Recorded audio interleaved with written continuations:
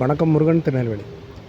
அவர்கள் ஜெபம் பண்ணின போது அவர்கள் கூடியிருந்த இடம் அசைந்தது. அவர்கள் எல்லாரும் பரிசுத்த ஆவியினால் நிரப்பப்பட்டு தேவ வசனத்தை தைரியமாக சொன்னார்கள். இன்றைக்கி ஜெபம் பண்ணும் பொழுது ஒரு 10 நிமிஷமோ அரை மணி நேரமாக ஜெபம் பண்ணுறோன்னா அந்த ஜெபத்தில் என்ன இருக்குது அப்படின்றத தெரியலை. ஆனால் இங்கே ஒரு ரிக்வெஸ்ட் கொடுத்துருக்காங்க பாருங்கள். ஜெபம் பண்ணின பொழுது அந்த இடம் அசைந்ததான்.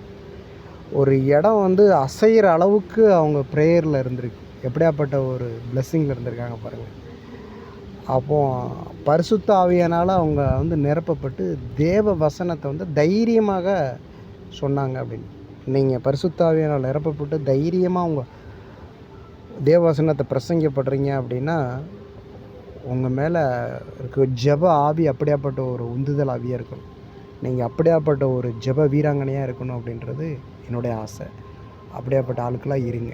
ஓகே. God bless you.